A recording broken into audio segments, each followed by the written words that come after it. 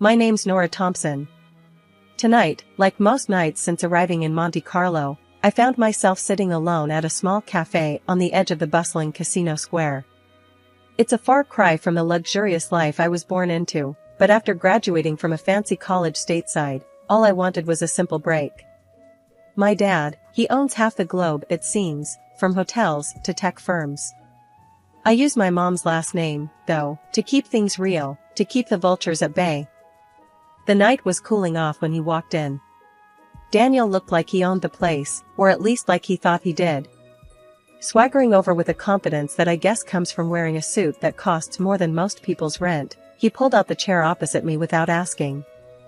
"Mind if I sit?" he finally said after already sitting down.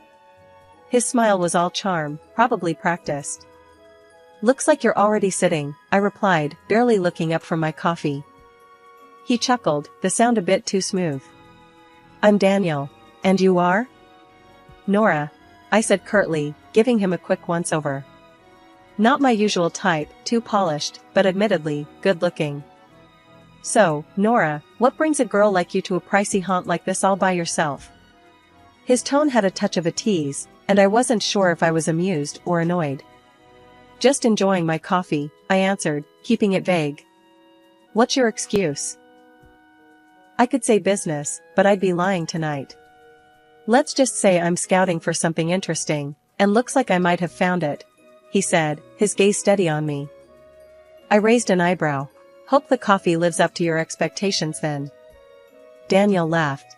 "Something tells me it's already exceeded them." I wasn't here to make friends, definitely not looking for a fling.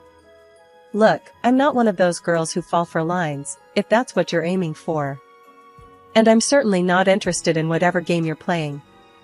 "Who says I'm playing a game?" he asked, his voice lowering slightly. "Experience," I replied. "You sit down, uninvited, start with a line, expect what? A phone number? A date?" He leaned back, looking genuinely amused now. "You're tough. I like that. Not looking for a number, just conversation. But if it's too much, say the word, and I'll vanish." I considered him for a moment. Monte Carlo was beautiful, but lonely. Maybe a little chat wouldn't hurt. Conversation is fine. But keep it light. We talked for a while, the conversation surprisingly easy. He didn't press for personal details, and I didn't offer any. As the night grew deeper, I realized that despite my initial reservations, I was actually enjoying the chat. Daniel wasn't like the typical guys who often tried to impress me with their wallets or connections. He had an air about him that suggested he was used to the finer things, but wasn't defined by them. Eventually, the evening cooled down, and it was time to go.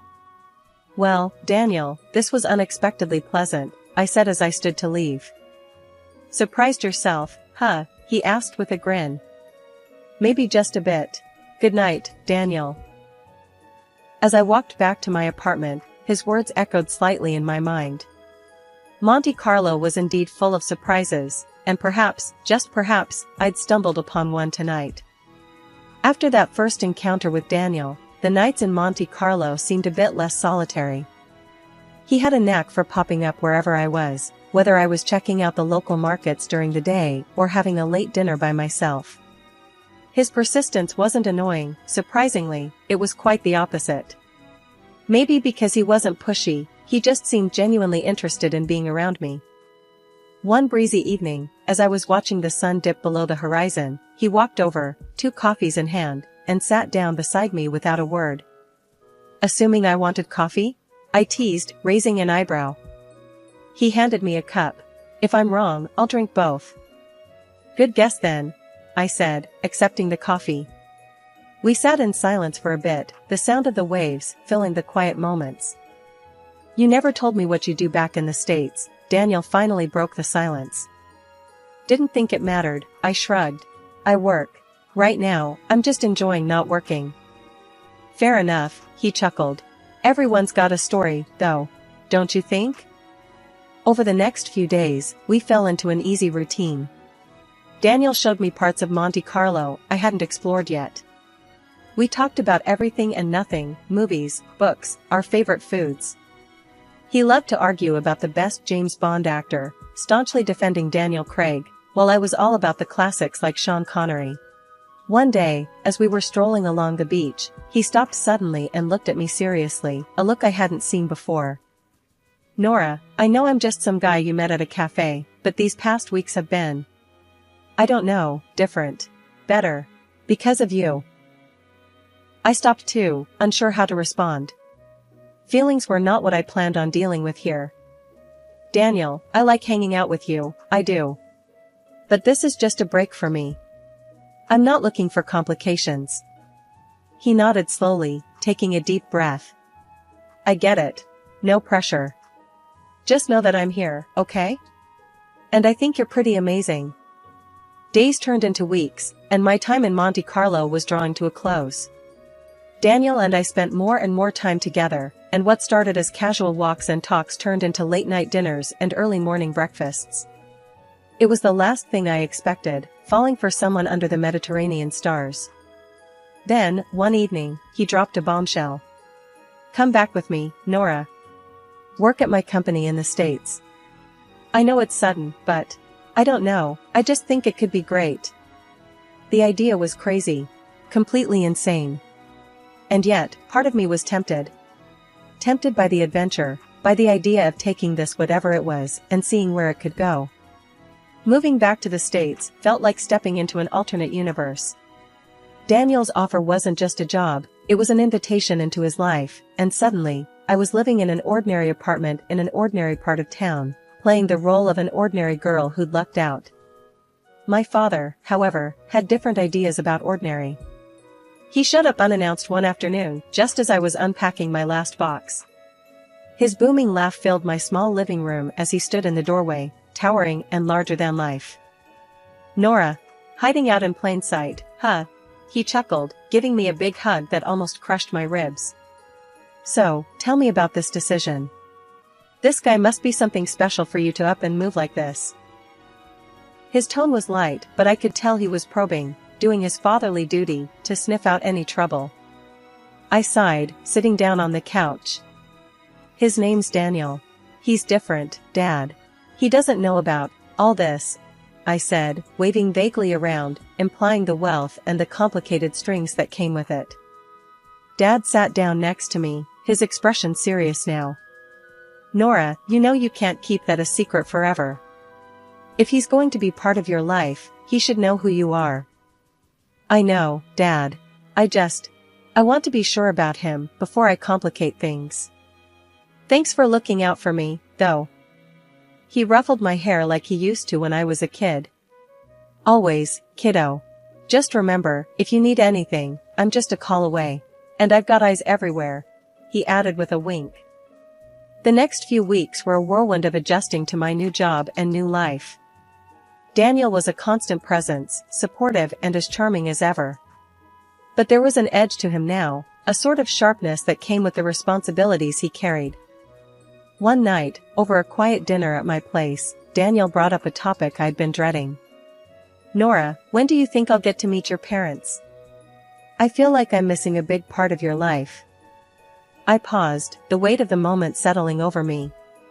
"Well, my mom passed away a long time ago, and, my dad's just a regular trucker.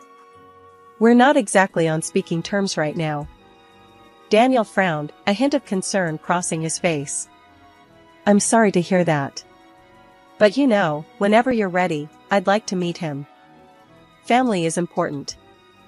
I nodded, appreciating his sentiment but knowing full well the reality of my father's world, a world I wasn't ready to introduce Daniel to just yet. Life with Daniel moved at a pace I never expected. We were already blending our lives together, my job at his company was going great, and we were getting deeper into our relationship. I guess it all seemed like we were gearing up for something big, but I was still taken aback when that big moment actually happened. It was a normal evening. We were at his place, a cozy, upscale apartment with views of the city skyline. We'd just finished dinner, nothing fancy, just some takeout, because neither of us felt like cooking. We were sitting on the couch, a documentary about ocean life playing in the background, the kind you watch but don't really watch. Daniel turned to me, his expression more serious than the situation called for. He took my hand, and suddenly, I felt my heart start to race. "Nora, I've been thinking about us, about everything we've been through and everything I want for us in the future." I nodded, my mouth suddenly dry. "Yeah? I love you, Nora. I love everything about you, and I don't want to imagine my life without you." He paused, and I could see him swallow hard, like he was nervous. "That made two of us. I want to be with you, always. Will you marry me?" Just like that. No getting down on one knee, no ring box being opened. It was straightforward, genuine, and so very Daniel. "Yes," I said, the word coming out in a rush, almost a relief. "Yes, I will." He grinned, that wide, infectious grin that had won me over from day one, and hugged me tight. We spent the rest of the evening talking about our future, what we wanted, where we saw ourselves. It was exciting and a bit daunting, but it felt right. The next challenge came when I told my dad. I expected him to be happy, but his response was lukewarm at best. "Nora, you know I want nothing but your happiness, but are you sure about this? It's all happening so fast," he said, his voice heavy with concern. "I'm sure, Dad. He's a great guy. You'll see." I tried to sound more confident than I felt. He sighed. "All right, but promise me you'll sign a prenup. Just to be safe." The word prenup didn't scare me, it was just another part of the modern marriage package, especially with someone who had as much to lose as I did, even if Daniel didn't know the full extent of it. "Of course, Dad. We'll handle it," I assured him. "That's good then. And Nora, I won't be at the wedding. I don't want to spoil your story about being a simple girl." Then came the introduction to Daniel's mother. Her reception was icy from the start. During dinner at their family home, she scrutinized me with a look that chilled the room. "Daniel, are you sure about this girl? She doesn't seem like a fit for our family," she remarked bluntly. Daniel tried to smooth things over, but his mother was relentless. "A prenuptial agreement is non-negotiable," she insisted. I agreed without hesitation, knowing it would ease some tension. "Absolutely, I wouldn't have it any other way," I said as we later formalized the terms with a lawyer present. Despite these hurdles, our wedding in the Maldives was breathtaking. Standing beside Daniel, with the ocean whispering behind us and the sand beneath our feet, I felt a surge of hope. It was just us, our love, and a future we were ready to shape together, despite the rocky start with family expectations. Married life started off better than I could have hoped. Daniel and I settled into our new house, a beautiful place with more space than we'd ever need. It was supposed to be the beginning of our perfect life together. I threw myself back into work, determined to prove that I was more than just the boss's wife. My role at the company had always been challenging, but now there was an added layer of expectations. I was not only managing projects, but was also part of key decision-making processes. Daniel seemed proud, at least initially. He would introduce me in meetings with a hint of pride in his voice. "This is Nora, my wife and our project lead." However, as the months rolled on and the projects under my lead turned successful, bringing in significant profits and boosting the company's profile, something in Daniel shifted. It was subtle at first. A comment here, a slight remark there. One evening, as we sat down for dinner, he brought it up. "Nora, you're doing great at work." "Too great, maybe." I looked up from my plate, puzzled. "What do you mean, too great? Isn't that good for the company?" "It is," he admitted, pushing his food around on his plate. "But, you know, the guys are starting to say it's turning into Nora's show over there." His words stung a little. "Isn't that a bit unfair? I thought you'd be happy that we're doing well." "I am happy, but it's a lot, you know? Everyone's always talking about you, about how you handle things. Makes me wonder where I stand." That conversation was the first of many. As the business grew, so did the strain between us. Daniel's once supportive demeanor was now tinged with resentment. I couldn't understand it. Wasn't he the one who had encouraged me to step up in the first place? Things got worse when his mother came to stay with us for a few weeks. Her presence in the house brought an old-world, traditional attitude that I had always managed to avoid. She would make offhand comments about my work, about how a wife should be more present at home. "You're always at the office, Nora. When do you have time to take care of your husband?" she would say. I tried to shrug it off, to keep the peace, but her words only deepened the growing rift between Daniel and me. It seemed no amount of success at work could compensate for what was slowly unraveling at home. The more I achieved, the more our marriage suffered. One evening, Daniel came home from work, his face set in a grim line. "Nora, I think it's best if you leave the company. We need to focus on our family, and it seems like your role there it's just causing too much tension." "Leave the company? But why? I've been contributing so much." My voice was a mix of disbelief and anger. "It's for the best. You can focus on the house, maybe start that garden you've always talked about?" His tone was dismissive, as if he was deciding on something trivial, not my career. The next day, I found out he had let go of all our house staff, housekeepers, cooks, gardeners. It was all on me now. "You wanted to be more involved at home, here's your chance," he said, almost coldly. I wasn't scared of housework, but the way this was thrown at me felt wrong. This wasn't the loving, caring man I married, this was someone else, someone very intolerant and controlling. His mother, staying with us at the time, seemed to relish the situation. "It's good for a wife to focus on her home," she would say, smirking slightly whenever Daniel talked about my new role as a full-time housewife. As I adjusted to this unexpected turn in my life, I couldn't help but feel ashamed. Ashamed that I hadn't seen this coming, ashamed to admit to my father that maybe he was right about Daniel. When Daniel suggested a trip to Monte Carlo, to maybe light up what was left of our spark, I was hesitant but hopeful. That hope died quickly when his mother announced she'd join us. "It's been ages since I've traveled," she declared loudly, as if it were a decree that couldn't be opposed. Daniel, of course, welcomed her with open arms, not once considering what I might think. We rented a small house in Monte Carlo, which was charming but costly, and it quickly became my prison rather than a retreat. From the start, Daniel and his mother treated the city as their playground. They rented luxurious cars, visited exclusive boutiques, and dined at the finest restaurants, while I was left to manage the household. They demanded home-cooked meals, turning me into nothing more than a servant in a holiday home, cooking and cleaning after them as they gallivanted around the city. As days passed, Daniel's mother digs grew sharper, her tone more venomous. "Really, Nora, living at someone else's expense must be quite the life, huh?" she'd sneer, her words a slap disguised in a smirk. Daniel never defended me. Instead, he laughed. His laughter was a betrayal each time, echoing around the cold walls of our temporary home. I felt isolated, the city's sparkle muted by the shadow of their disdain. One evening, we passed a grand old-style hotel, its facade a reminder of a world of elegance and respect. Daniel's mother, her voice dripping with envy, remarked, "Lucky billionaire Harris. Imagine owning such a hotel, ruling over a palace like that." That night, at a restaurant overlooking the sea, the last vestige of my patience crumbled.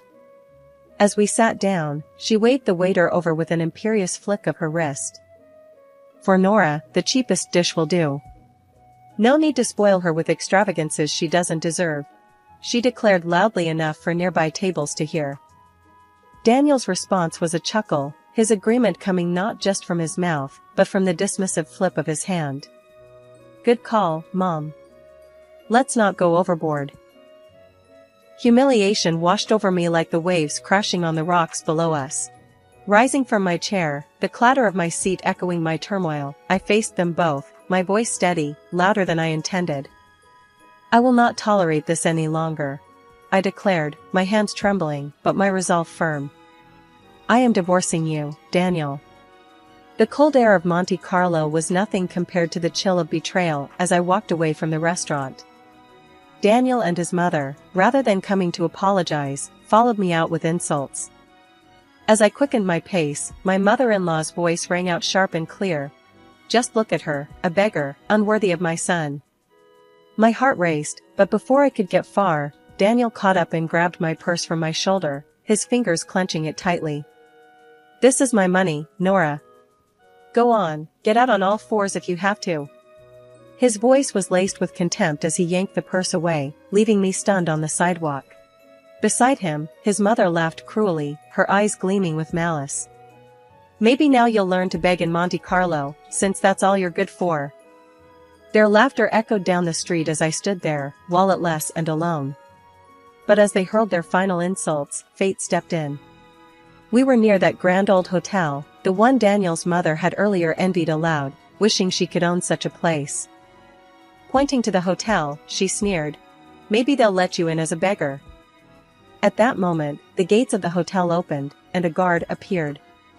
He saw me, recognition lighting up his face. Miss Harris, he called out warmly, walking over with a respectful salute.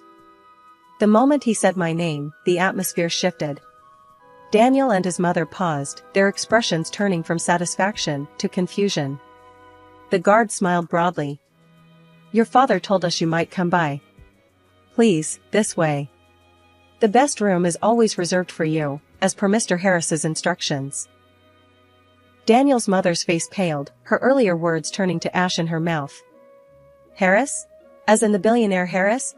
She stammered, her earlier bravado crumbling.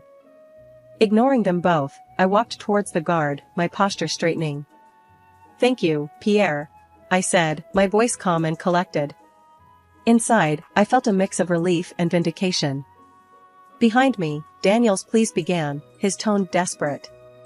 Nora, please, I didn't mean. His mother, not to be outdone, shouted past her son. Perhaps we could come in for a drink, at least? I didn't look back. Entering the hotel, the doors closing behind me felt symbolic, shutting out the chaos of my old life. Pierre escorted me to the reception, where staff greeted me with the deference due to the daughter of their employer. The flight back to the United States was a long one, giving me plenty of time to ponder over my next steps. By the time I landed, my resolve had hardened like the city sidewalks, ready to be trodden upon, but unyielding to the pressure. The following day, I found myself in the office of a reputable lawyer, papers spread out before me like a battle map. During your tenure at the company, it appears your husband failed to pay you bonuses owed for the multi-million-dollar deals you closed, the lawyer pointed out, his tone a mix of surprise and indignation. That sounds about right, I sighed, my mind racing through the countless hours I'd poured into that company, the success I had driven. We're suing for $3 million. The courtroom was cold and sterile, a stark contrast to the heated glares Daniel shot across the room. As he stood there, fumbling through his defense, the man I once loved looked nothing short of pathetic. When the verdict came, a resounding victory awarding me $3 million, Daniel's face crumpled. Outside the courthouse, he attempted one last plea. Nora, everyone's laughing at me. I messed up. Can we start over? His words could have tugged at my heartstrings once, but that time had passed. You only miss the money, Daniel. Maybe listen less to your mother next time, I said, the edge in my voice cutting through the crisp air. I turned and walked away, the sound of my heels against the pavement marking the end of that chapter. Returning home, I faced my father. The air between us was thick with unspoken words until I broke the silence. Dad, I should have listened to you.